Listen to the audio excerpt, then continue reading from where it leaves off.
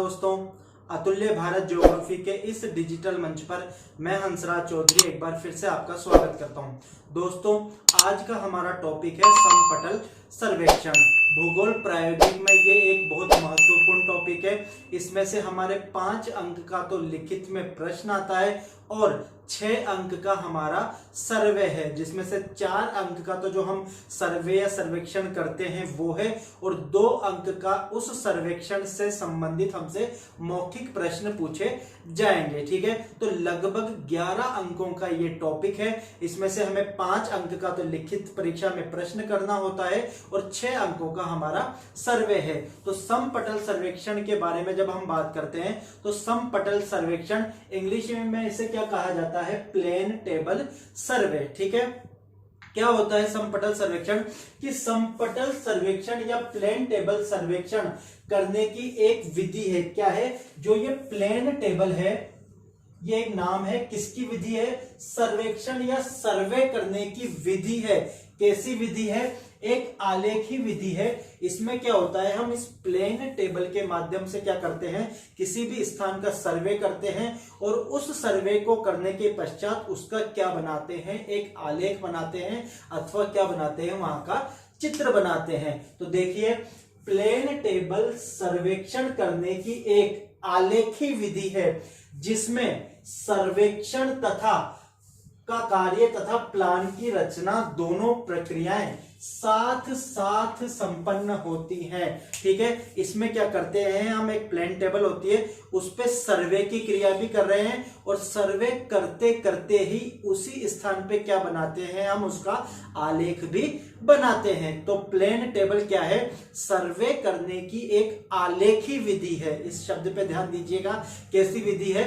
एक आलेखी विधि है जिसमें सर्वेक्षण का कार्य तथा प्लान की रचना दोनों प्रक्रियाएं क्या चलती है, साथ साथ संपन्न होती हैं। अभी हम इसके बारे में चर्चा करेंगे कि किस प्रकार से प्लेन टेबल के द्वारा सर्वे का कार्य किया जाता है। ठीक है, अब हम बात करें प्लेन टेबल सर्वे के लिए जो उपकरण काम में आते हैं वो कौन कौन से हैं। देखिए, अभी हमने बात करी कि लिखित परीक्षा में एक प्रश्न आता है, तो वह प्रश्न किस प्रकार से आता है, अपने आपसे इस प्रकार से पूछा जा सकता है कि प्लेन टेबल अथवा समपटल सर्वेक्षण में काम में आने वाले उपकरणों का नाम लिखते हुए किसी एक का अथवा किसी 2 का क्या करें, वर्णन करें, अथवा परीक्षक क्या कर सकता है, किसी का नाम लिख के भी आपसे पूछ सकता है। कैसे पूछ सकता है?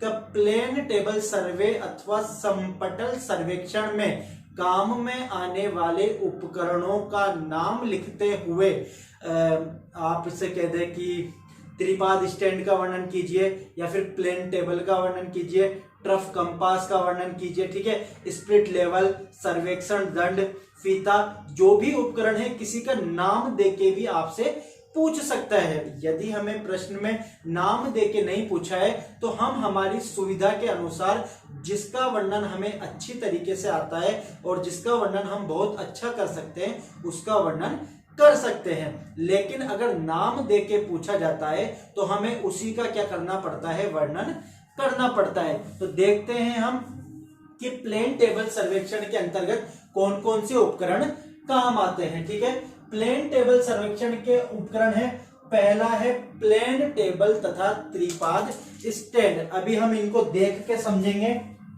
कि त्रिपाद स्टैंड क्या है, क्या इसकी विशेषताएं होती है, प्लेन टेबल क्या है। अभी हमें केवल इनके नामों पे चर्चा करनी है। ठीक है, तो प्लेन टेबल एवं त्रिपाद स्टैंड।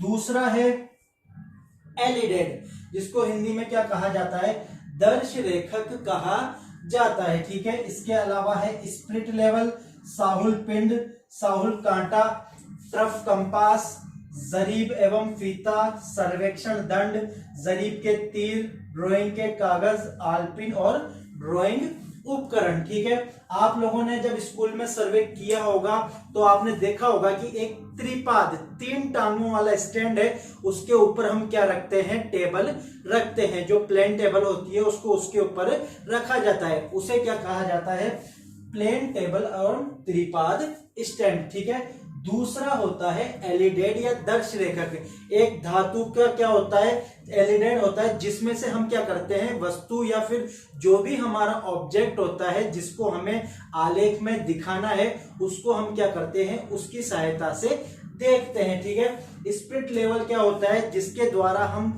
इस प्लेन टेबल का समतलन करते हैं। ठीक है। ट्रफ कंपास के द्वारा हम उत्तर दिशा का निर्धारण करते हैं। ठीक है।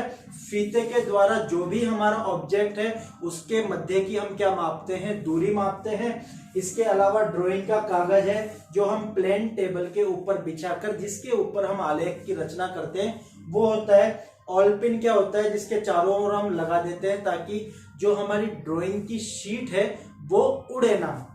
और ड्राइंग के उपकरण जो पेंसिल, रबर, जो भी चीजें काम में आती है वो है। तो इस प्रकार से आप ये देख लीजिए कि कौन कौन से महत्वपूर्ण उपकरण हैं जो प्लेन टेबल सर्वे अथवा समपटल सर्वेक्षण के अंतर्गत काम में आते हैं। तो कौन कौन से हैं, प्लेन टेबल और त्रिपाद, दर्श लेखक, एलिडेड, स्पिरिट लेवल, साहुल पिंड, साहुल कांटा, ट्रफ कंपास, जरीब एवं फीता, सर्वेक्षण दंड, जरीब के तीर, ड्राइंग कागज, आलपिन एवं ड्राइंग उपकरण। अब हम बात करते हैं हमारे जो ये उपकरण है इनकी एक एक की हम क्या करते हैं, विशेषताओं की चर्चा करते हैं। तो जो सबसे पहला हमारा जो उपकरण है वो कौन सा है, प्लेन टेबल एवं त्रिपाद स्टैंड। अब यदि हम प्लेन टेबल सर्वे की बात करें तो प्लेन टेबल सर्वे का जो सबसे महत्वपूर्ण अंग है या उपकरण है वो क्या है, प्लेन टेबल। और इस प्लेन टेबल के दो अंग होते हैं या दो भाग होते हैं। एक होता है आरेख पट्ट या ड्राइंग बोर्ड और दूसरा होता है कौन सा, त्रिपाद स्टैंड। देखिए यहां पर हम बात करें तो ये आरेख पट्ट है। ठीक है। आरेख पट्ट को इस त्रिपाद स्टैंड, ये क्या है, त्रिपाद स्टैंड है। त्रिपाद स्टैंड इसको क्यों कहा जाता है, क्योंकि इसके क्या होती है, तीन टांगे या तीन पैर होते हैं, इसलिए इसको क्या कहा जाता है, त्रिपाद स्टैंड कहा जाता है। ठीक है। इस आरेख पट्ट को क्या करते हैं, इस त्रिपाद स्टैंड के यहां पर रखकर कस देते हैं और उसके पश्चात क्या किया जाता है, सर्वे का कार्य किया जाता है। ठीक है। तो सबसे पहले हम बात करते हैं आरेख पट्ट अथवा ड्राइंग बोर्ड के बारे में। देखिए ड्राइंग जो बोर्ड है ये क्या होता है, चीड़ की लकड़ी का बना हुआ होता है। सबसे पहले आपको जो ध्यान देना है वो क्या ध्यान देना है कि ये जो ड्राइंग बोर्ड है किसकी लकड़ी का बना हुआ होता है, चीड़ की लकड़ी का बना हुआ होता है। क्यों बनाते हैं चीड़ की लकड़ी से, क्योंकि जो चीड़ की लकड़ी है वो क्या होती है, वजन में हल्की होती है और इस ड्राइंग बोर्ड को क्या होता है, हल्की होने के कारण किसी भी स्थान से उठाकर ले जाने में क्या होती है, आसानी रहती है। अगर इसका वजन क्या होगा, ज़्यादा होगा तो इसको एक स्थान से दूसरे स्थान पर ले जाने में क्या होगी, परेशानी होगी।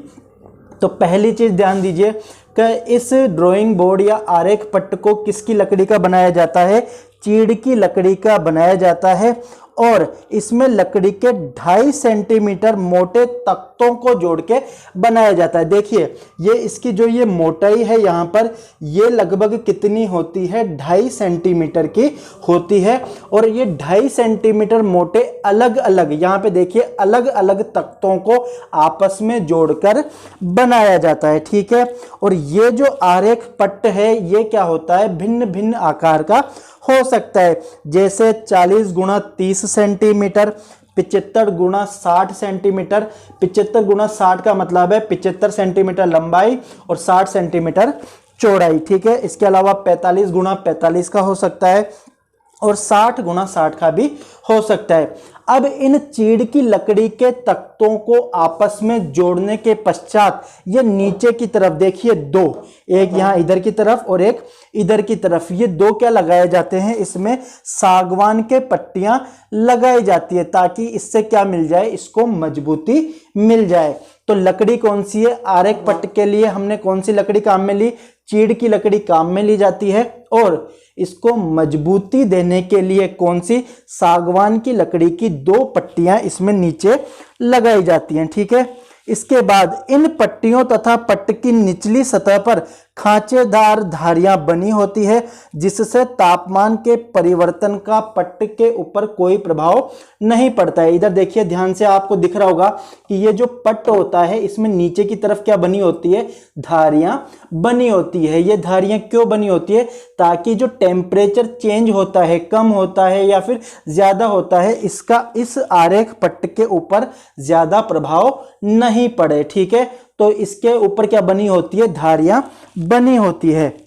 इसके बाद इस आरेख पट्ट में नीचे की तरफ यहां पर देखिए ये एल्यूमिनियम अथवा पीतल का एक गोल प्लेट होती है।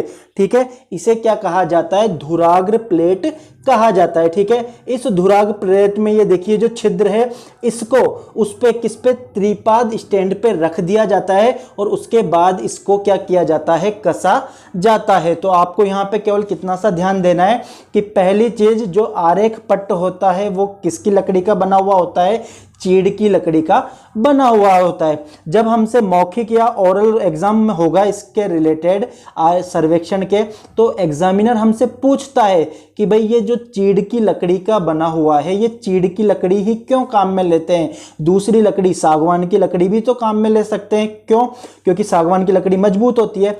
तो उसका आंसर हमें क्या देना है कि सर चीड़ की लकड़ी क्या होती है, हल्की होती है और आरेख पट्ट को एक स्थान से दूसरे स्थान पे उठाकर ले जाना पड़ता है। इस कारण इसमें सागवान की लकड़ी का उपयोग न करके किसका उपयोग किया जाता है, चीड़ की लकड़ी का उपयोग किया जाता है। ठीक है, और मजबूती देने के लिए यहां पर और यहां पर किसका उपयोग किया गया है, सागवान की लकड़ी का उपयोग किया गया है। ठीक है, जो एक्सटर्नल आते हैं वो हमसे पूछते हैं कि ये जो प्लेन टेबल के नीचे ये जो गोल चक्का लगा हुआ है इसे क्या कहा जाता है, तो इसे क्या कहा जाता है, धुराग्र प्लेट या पिवट प्लेट भी कहा जाता है।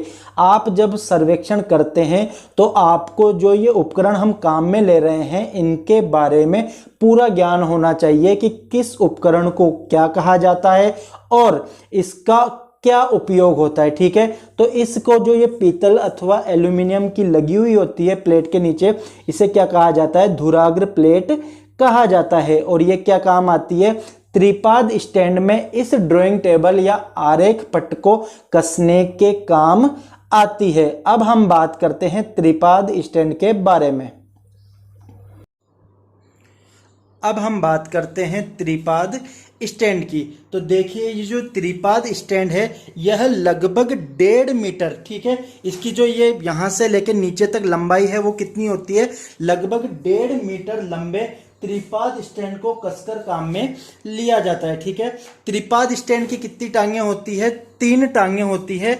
इन 3 टांगों के कारण इसका क्या किया जा सकता है, समतलन किया जा सकता है। इसके ऊपर यहां पर क्या किया जाता है, आरेख पट्ट को कसा जाता है, उसके बाद इसका क्या किया जाता है, समतलन किया जा सकता है। 3 टांगे होने के कारण यदि कोई हिस्सा ज्यादा ऊंचा है या ज्यादा नीचा है तो उसको इन 3 टांगों को आगे पीछे करके इसका क्या किया जा सकता है, समतलन किया जा सकता है। ठीक है, इसके पश्चात देखिए कि ये जो त्रिपाद स्टैंड है इसमें नीचे की तरफ यहां पर क्या लगी होते हैं, लोहे के पिन लगी होती है। ठीक है, इस लोहे की पत्ती या पिन के कारण क्या हो जाता है, यह फिसलता नहीं है चिकने धरातल पर, बल्कि क्या हो जाता है, ये उस जगह पे स्थिर हो जाता है। तो यहां पर नीचे की तरफ क्या लगी होती है, लोहे की क्या लगी होती है, पत्ती लगी होती है। पहले क्या थे, ये त्रिपाद स्टैंड सागवान की लकड़ी से बने हुए होते थे, लेकिन वर्तमान में आजकल क्या किया जाता है कि एल्यूमिनियम के बने हुए त्रिपाद स्टैंड आते हैं। ठीक है, तो पहले अगर आपने देखे हो त्रिपाद स्टैंड तो वो किसके बने हुए आते थे, सागवान की लकड़ी के बने हुए आते थे, जो काफी मजबूत होते थे, लेकिन उनका वजन क्या होता था, ज्यादा होता था। वर्तमान में जो ये है त्रिपाद स्टैंड, ये किसके बने हुए हैं, एल्यूमिनियम के बने हुए होते हैं। इनका वजन क्या होता है, कम होता है, जिस कारण इनको एक स्थान से दूसरे स्थान पर ले जाने में क्या होती है, आसानी रहती है। इसके बाद देखिए इस त्रिपाद स्टैंड के ऊपर की तरफ यहां पर एक त्रिशाखी प्लेट, ये जो प्लेट दिखाई दे रही है इसको क्या कहा जाता है, त्रिशाखी प्लेट कहा जाता है, जो इन नटों के द्वारा यहाँ पर जो दिख रहे हैं इन नटों के द्वारा इस त्रिपाद स्टैंड से क्या होती है, कसी हुई होती है।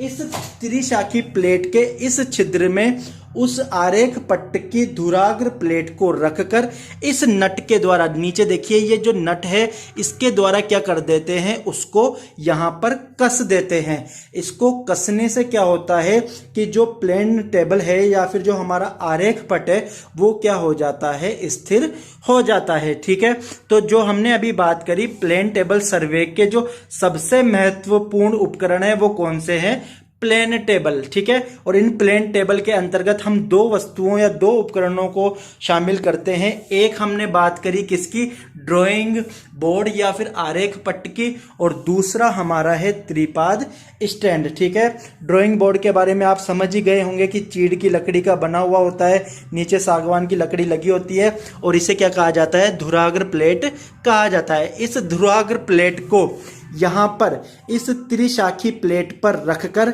नीचे इस नट या स्क्रू के द्वारा क्या कर दिया जाता है, कस दिया जाता है। ठीक है, समपटल सर्वेक्षण का अगला हमारा जो महत्वपूर्ण उपकरण है वह है दर्श रेखक अथवा एलिडेड। ठीक है, देखिए क्या होता है, यह एलिडेड क्या होता है, पीतल या सागवान की लकड़ी से निर्मित समानांतर किनारों वाली पटरी के दोनों सिरों पर स्थिर अथवा मोड़कर रखे जा सकने वाले दो क्या होते हैं, इसमें लंबवत फलक होते हैं। जब हम एलिडेड की बात करें तो देखिए ये जो उपकरण होता है इसे क्या कहा जाता है, एलिडेड कहा जाता है। ठीक है, यह सागवान की लकड़ी का भी बना हुआ हो सकता है और ये पीतल का भी बना हुआ हो सकता है। वर्तमान में अधिकतर जो हम एलिडेड काम में लेते हैं वो किस धातु के बने हुए होते हैं, पीतल के बने हुए होते हैं। तो यहाँ पे ध्यान दीजिए कि पीतल या सागवान की लकड़ी से निर्मित समानांतर किनारे वाली, देखिए किनारे इसके क्या है, समानांतर किनारे वाली पटरी, इसके क्या होते हैं, दोनों सिरों पर, इसके दोनों सिरों, ये वाला सिरा और ये वाले सिरे पर स्थिर, या तो स्थिर हो सकते हैं या फिर मोड़ कर रखे जा सकने वाले। देखिए ये यहाँ पर इसको मोड़ कर हम रख सकते हैं। ठीक है, इस एलिडेड में हम क्या कर सकते हैं, इस फलक को मोड़ कर रख सकते हैं। और किन्हीं किन्हीं एलिडेड में क्या होता है, जो फलक होते हैं वो क्या होते हैं, स्थिर होते हैं। तो इसके दोनों किनारों पर स्थिर अथवा मोड़कर रखे जा सकने वाले दो लंबवत, ठीक है, ये क्या है, लंबवत फलक होते हैं। ठीक है, तो इस उपकरण को क्या कहा जाता है, एलिडेड कहा जाता है। एक फलक में ऊर्ध्वाधर महीन रेखा के समान झिरी कटी हुई होती है जिसके सिरों एवं मध्य में गोल छिद्र अथवा अवलोकन छिद्र होते हैं। ठीक है, यदि आपको दिखाई दे रहा है तो ये देखिए, इस ये वाला जो फलक है इसके मध्य में क्या कटी हुई है, एक झिरी कटी हुई है और इस झिरी में क्या है, तीन छिद्र हैं। एक यहाँ पर आप देखेंगे मध्य में है, इसके अलावा एक यहाँ पर ऊपर है और एक यहाँ पर क्या है, नीचे है। ठीक है, क्या लिखा पढ़ा हमने कि एक फलक में ऊर्ध्वाधर महीन रेखा के समान, बिल्कुल बारीक एक रेखा के समान क्या कटी हुई होती है, झिरी कटी हुई होती है जिसके सिरों एवं मध्य में गोल छिद्र या क्या होते हैं, अवलोकन छिद्र होते हैं। ठीक है, दूसरा क्या होता है, इसके दूसरे फलक पर, ये देखिए दूसरा फलक, इस पे भी क्या कटी हुई है, एक झिरी कटी हुई है, लेकिन इसके मध्य में क्या होता है, एक तार अथवा धागा बंधा हुआ होता है। ये एक फलक है, इस पे केवल झिरी कटी हुई होती है और इसमें क्या होते हैं, केवल छिद्र होते हैं। एक छिद्र मध्य में होता है, एक ऊपर होता है और एक क्या होता है, नीचे होता है। जबकि ये जो दूसरा फलक है इसमें जो झिरी कटी हुई होती है इसमें मध्य में एक तार अथवा धागा बंधा हुआ होता है। तो जो तार अथवा धागा बंधा हुआ फलक है इसको क्या कहा जाता है, दृश्य वेदिका या ऑब्जेक्ट वेन कहा जाता है। और जिसमें ये अवलोकन छिद्र होते हैं इसको क्या कहा जाता है, नेत्र फलक कहा जाता है। जब हम सर्वे करते हैं तो इस एलिडेड को प्लेन टेबल के ऊपर क्या रख देते हैं और ये जो अवलोकन छिद्र होते हैं इसमें से हम किसको देखते हैं, सामने ऑब्जेक्ट को देखते हैं। तो जब ऑब्जेक्ट का सर्वेक्षण दंड यहां पर ऑब्जेक्ट वैन, ठीक है, और यहां पर आई वैन या फिर नेत्र फलक और ये दृश्य वेदिका तीनों एक सीध में होते हैं, तो उसको हम क्या कर देते हैं, आरेख पट पर या ड्राइंग कागज पर हम उसको क्या कर देते हैं, चित्र बना देते हैं। ठीक है, अब क्या करते हैं, देखिए इस पे क्या बना हुआ होता है, पैमाना बना हुआ होता है। जो ये एलिडेड है इसके ऊपर क्या बना हुआ होता है, पैमाना बना हुआ होता है। तो जब हम सर्वे करते हैं तो उस टाइम जो हमने आल्पिन गार्ड के जो हमने केंद्र निश्चित किया है, तो उस आल्पिन को इसको टच करके ये जो मीटर या पैमाना बना हुआ है इस पर इस वाले हिस्से को आल्पिन पर टच करके क्या खींची जाती है, लाइन खींची जाती है। इस चीज का ध्यान दीजिएगा, जब भी हम सर्वे करते हैं तो जो हमने केंद्र निश्चित किया है, तो आल्पिन जो गार्ड के केंद्र निश्चित किया है उसको किसके, ये जो मीटरी जो पैमाना बना हुआ है इस एलिडेट पर, इसको उसके सटाकर फिर क्या खींची जाती है, लाइन खींची जाती है। यदि आप इसको दूसरे सिरे पर रख के और बिना पैमाने वाले सिरे से क्या खींचते हैं, लाइन खींचते हैं, तो फिर हमारा जो चार्ट है वो क्या हो जाएगा, गलत हो जाता है। और जो हमारे एक्सटर्नल आते हैं वो हमसे पूछते हैं कि भाई आप इस उपकरण के द्वारा सर्वे कर रहे हैं, तो सबसे पहली चीज इस उपकरण को कहते क्या है, तो हम उनको बताएंगे सर इसको क्या कहते हैं, एलिडेड कहते हैं। फिर हमसे पूछते हैं बताओ इसमें दृश्य फलक कौन सा है, ठीक है, इसके अलावा इसमें नेत्र फलक कौन सा है। तो हमें पता होना चाहिए कि दृश्य फलक या दृश्य वेदिका कौन सी है, जिसमें ये तार या धागा बंधा हुआ होता है, ठीक है, और जिसमें ये छिद्र बने हुए होते हैं, झिरी कटी हुई है जिसमें, उसको क्या कहा जाता है, दृश्य वेदिका कहा जाता है। सामान्य रूप से जो ये एलिडेड है वो लगभग 40 से 50 सेंटीमीटर लंबे आते हैं। ठीक है, तो क्या हम इसमें लिख सकते हैं या फिर हमें पता होना चाहिए किसके बने हुए होते हैं, पीतल के बने हुए होते हैं। 2 फलक होते हैं, फलक स्थिर भी हो सकते हैं और मोड़कर रखे जाने वाले भी हो सकते हैं।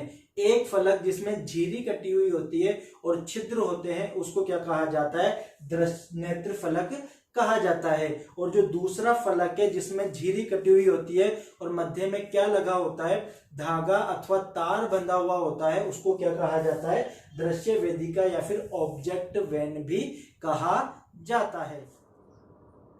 प्लेन टेबल सर्वे में जो हमारा अगला महत्वपूर्ण उपकरण है वो है स्प्रिट लेवल। देखिए ये उपकरण क्या है, स्प्रिट लेवल। ठीक है, इस स्प्रिट लेवल का क्या काम में का होता है, तो आपको नाम से पता चल जाएगा। पहली चीज स्प्रिट, दूसरी चीज लेवल। लेवल मतलब लेवलिंग या समतलन करने के काम आता है। जो हमारी प्लेन टेबल है या फिर जो हमारा ड्राइंग बोर्ड या आरेख पट जिसको हमने त्रिपाद स्टैंड के ऊपर रखा है, उसका समतलन करने के लिए, समतलन का मतलब कि उसकी लेवलिंग क्या है, एक समान है, उसको चेक करने के लिए किस उपकरण का काम में लिया जाता है, स्प्रिट लेवल को काम में लिया जाता है। तो इस उपकरण की सहायता से त्रिपाद स्टैंड पर लगे आरेख पट को क्या किया जाता है, समतल किया जाता है। ठीक है, स्प्रिट लेवल की नली में स्प्रिट अथवा अल्कोहल भरा हुआ होता है। देखिए इस स्प्रिट लेवल में एक ये कांच की क्या है, नली है, इसमें जो द्रव भरा हुआ है वो क्या है, स्प्रिट अथवा अल्कोहल है। ठीक है, अब इसमें क्या करते हैं, जब ये स्प्रिट अथवा अल्कोहल भरते हैं तो इसमें कुछ जगह क्या छोड़ दी जाती है, खाली छोड़ दी जाती है, जिस कारण इसमें क्या बन जाता है, एक बुलबुला बन जाता है। और ये बुलबुला सदैव ऊंचाई की ओर भागता है। यदि ऊंचाई इस ओर ज्यादा होगी तो बुलबुला इस ओर भागेगा, देखिए इस प्रकार, और यदि ऊंचाई इस ओर ज्यादा होगी तो बुलबुला इस ओर भागेगा। तो यह बुलबुला क्या होता है, सदैव ऊंचाई की ओर भागता है। एक चीज ध्यान दीजिएगा, एक्सटर्नल पूछ लेते हैं हमसे कि ये जो बुलबुला है वो किधर की ओर भागता है, तो हमेशा किधर की ओर भागता है, ऊंचाई की ओर भागता है। ठीक है, नली के ऊपर उसके मध्यवर्ती बिंदु से दोनों ओर समान दूरी पर कुछ रेखाएं बनी होती हैं, अथवा क्या होता है, नली के ठीक बीचों बीच 2 आड़ी रेखाएं होती है।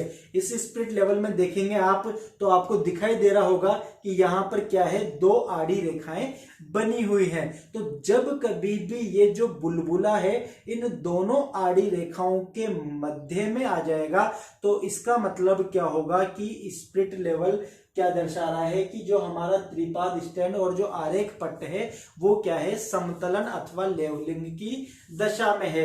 अगर यह बिल्कुल मध्य में नहीं होता है और ऊंचा या नीचा होता है तो इसका मतलब है कि जो हमारी प्लेन टेबल है वह समतल नहीं है। ठीक है, और एक क्वेश्चन और जो पूछा जाता है वाइवा में वो ध्यान दीजिएगा कि इस स्पिरिट लेवल में स्पिरिट या अल्कोहल ही क्यों भरते हैं, पानी क्यों नहीं भरते हैं। ठीक है, तो ध्यान दीजिएगा कि स्पिरिट या अल्कोहल के ऊपर तापमान का प्रभाव नहीं पड़ता है। ठीक है, पानी हम भरेंगे तो पानी क्या होता है, गर्मी में तो भाप बन के उड़ सकता है अथवा सर्दियों में पानी क्या हो जाता है, जम जाता है। यदि तापमान काफी कम होगा तो क्या हो जाएगा, पानी जम जाता है। तो स्पिरिट भरने का जो सबसे महत्वपूर्ण कारण है वो क्या है कि इसके ऊपर तापमान का प्रभाव नहीं पड़ता है। और क्या काम आता है, ये लेवलिंग करने के काम आता है। ठीक है, अब लेवलिंग कैसे करते हैं कि जब भी हम सर्वे करते हैं तो इसमें क्या होता है, जो हमारा आरेख पट्ट है उसके चारों कोनों पर और मध्य में इसको रखकर क्या चेक की जाती है, लेवलिंग चेक की जाती है। यदि चारों कोनों पर और मध्य में ये बुलबुला इन दोनों आड़ी लाइनों के मध्य में आ जाता है तो इसका मतलब है कि जो हमारी टेबल है वो क्या है, समतल की स्थिति में। प्लेन टेबल सर्वे में जो हमारा अगला उपकरण है वो क्या है, साहुल कांटा और साहुल पिंड। इसके द्वारा क्या किया जाता है कि धरातल के किसी भी बिंदु का समपटल जो हमारा है उसके ऊपर क्या किया जाता है, उसका केंद्रीकरण किया जाता है। क्या कि इन उपकरणों की सहायता से धरातल के किसी भी स्टेशन पर प्लेन टेबल का क्या किया जाता है, संकेंद्रण या सेंटरिंग करते हैं। जो हमारा साहुल कांटा होता है, देखिए ये जो आपने देखा है इस उपकरण को क्या कहा जाता है, साहुल कांटा कहा जाता है। ठीक है, यह साहुल कांटा किसी भी धातु का बना हुआ हो सकता है और लगभग 1 मीटर लंबा और 2 सेंटीमीटर चौड़ा क्या होता है, धातु का बना हुआ होता है। और इसका जो आकार है वो कैसा होता है, चिमटे से मिलता जुलता। ठीक है, आपने देखा होगा घर में चिमटा होता है खाना बनाते टाइम। ठीक है, तो इसका जो आकार है वो कैसा होता है, चिमटे से मिलता जुलता होता है। और इसके जो किनारे हैं, ये देखिए जो इसका ये किनारा है उसको अपेक्षाकृत क्या कर दिया जाता है, नोकदार कर दिया जाता है। ठीक है, इसको क्या कहा जाता है, साहुल कांटा कहा जाता है। इसके नीचे यहाँ पर क्या लगा होता है, एक हुक लगा हुआ होता है और इस हुक में एक धागा बांधकर हम क्या लटकाते हैं, इसको साहुल पिंड को लटकाते हैं। ठीक है, तो इन दोनों को, ये जो उपकरण है इसको कहा जाता है साहुल कांटा और इसे कहा जाता है साहुल पिंड। इसके द्वारा क्या किया जाता है, केंद्रण किया जाता है, सेंटरिंग की जाती है कि जिस भी स्थान या जिस भी स्टेशन पर हम सर्वे कर रहे हैं उसको किस पर दिखाया जाता है, प्लेन टेबल पर दिखाया जाता है। ठीक है, अब क्या कर दिया जाता है कि इसको क्या कर दिया जाता है, प्लेन टेबल में ऐसे लगा दिया जाता है। उसके पश्चात ये धागा क्या होगा, नीचे लटकेगा और जिस बिंदु पर यह साहुल पिंड केंद्रित होगा वह स्थान हम ऊपर प्लेन टेबल के ऊपर ऑलपिन अथवा पेंसिल की सहायता से क्या कर लेंगे, मार्क कर लेंगे। देखिए ये तीर का निशान है और ये बिल्कुल एक सीध में होते हैं। तो जैसे ही ये धागा नीचे लटकेगा तो जिस स्थान पर साहुल पिंड धरातल पर केंद्रित हो रहा है उसी स्थान को हम यहाँ पर ऊपर नोक वाले स्थान की सहायता से क्या कर देंगे, प्लेन टेबल के ऊपर निर्धारित कर देंगे। ठीक है, तो इस उपकरण को क्या कहा जाता है, साहुल कांटा तथा साहुल पिंड कहा जाता है। किसका बना हुआ होता है, धातु का बना हुआ होता है, लगभग 1 मीटर लंबी, 2 सेंटीमीटर चौड़ी और 2 mm मोटी पीतल या एल्यूमिनियम की पट्टी के चिमटे से मिलती जुलती आकृति होती है। ठीक है, तो ये उपकरण किस काम आता है, ये पूछा जाता है। एक्सटर्नल या जो एग्जामिनर आता है वो पूछता है कि भाई ये उपकरण किस काम आता है, तो ये उपकरण केंद्रण या सेंटरिंग करने के काम में आता है। अगला जो हमारा उपकरण है समपटल सर्वेक्षण का, उसके अंतर्गत ये जो दिखाई दे रहा है आपको, इसको कहा जाता है ट्रफ कंपास। इस ट्रफ कंपास के द्वारा हम उत्तर दिशा का निर्धारण करते हैं, ठीक है। और यह सदैव किसका, चुंबकीय उत्तर दिशा का निर्धारण करता है, ठीक है। ये जो यंत्र है यह एक अलोह धातु या अचुंबकीय धातु में क्या होता है, बना हुआ होता है, ठीक है, ताकि इसके ऊपर चुंबक का प्रभाव नहीं पड़े, ठीक है। इसके आंतरिक भाग में आप यहाँ पर देखेंगे तो यहाँ पर क्या है, एक अर्ध मूल्यवान पत्थर एगेट की कठोर धुरी पर क्या होती है, एक सुई को घूर्णन करती है, ठीक है। ये सुई किसका निर्धारण करती है, उत्तर दिशा का निर्धारण करती है। जिधर भी उत्तर दिशा होगी वहां पर ये क्या हो जाएगी, सेंटर में आ जाएगी, देखिए, ठीक है। तो जब भी इसका उपयोग किया जाए तो बड़ी सावधानी पूर्वक किया जाना चाहिए। हम जब भी इसका उपयोग करें तो इसके आजू बाजू में किसी भी प्रकार की लोहे की धातु या कोई भी वस्तु नहीं होनी चाहिए। अगर इसके आजू बाजू में कोई भी लोहे की धातु या वस्तु होगी तो इसकी जो दिशा है वो क्या हो जाती है, अलग आ सकती है, ठीक है। जब भी इसका उपयोग करें तो इसको प्लेन टेबल के ऊपर रखकर इस पेच की सहायता से इसको क्या कर दिया जाता है, ढीला छोड़ दिया जाता है। उसके पश्चात इसको यूं घुमाकर उत्तर दिशा को चेक किया जाता है, ठीक है। उत्तर दिशा में आने पर यह क्या हो जाती है, बिल्कुल मध्य में आ जाएगी। और मध्य में आने पर यह, इसको हम यहाँ पर क्या कर देते हैं, कस देंगे, ठीक है। तो आपको केवल इतना सा ध्यान रखना है कि ट्रफ कंपास इस उपकरण का प्रयोग किस लिए किया जाता है, उत्तर दिशा के निर्धारण में इस उपकरण का प्रयोग किया जाता है, ठीक है। इसके सेंटर में देखिए यहाँ पर क्या है, एक अर्ध मूल्यवान पत्थर एगेट की कठोर धुरी है। इसके ऊपर ये सुई क्या करती है, भ्रमण करती है। इसके ऊपर यहाँ पर देखिए चिन्ह अंकित है। जब यह बिल्कुल 0 पर आ जाएगी उसका मतलब है कि यह उत्तर दिशा को दर्शा रही है, ठीक है। और बिल्कुल सेंटर में आने पर हम इस पेच की सहायता से कसकर उसको सेट कर देंगे और इसकी सहायता से ही रेखा खींचकर हमारे चित्र के ऊपर हम उत्तर दिशा दिखा देंगे। हमारा जो अगला उपकरण है वो है सर्वेक्षण दंड, ठीक है। इसको रेंजिंग रोड इंग्लिश में कहा जाता है। इसके द्वारा जो हमारा स्टेशन या लक्ष्य है उसकी सही स्थिति को देखा जाता है, ठीक है। इसे ध्वज दंड भी कहा जाता है। यह एक 8 से 10 फीट लंबा पाइप होता है जिसके ऊपर लाल सफेद अथवा काले सफेद रंग किए जाते हैं, ठीक है। और इस सर्वेक्षण दंड में यहाँ पर नीचे की तरफ देखिए आप, एक नुकीला सिरा लगा हुआ होता है। तो कहीं पर यदि इसको गाड़ने की जरूरत पड़े तो हम इसको गाड़ कर भी उपयोग में ले सकते हैं, ठीक है। तो सर्वेक्षण दंड के द्वारा लक्ष्य अथवा स्टेशन की सही स्थिति का क्या किया जाता है, आकलन किया जाता है।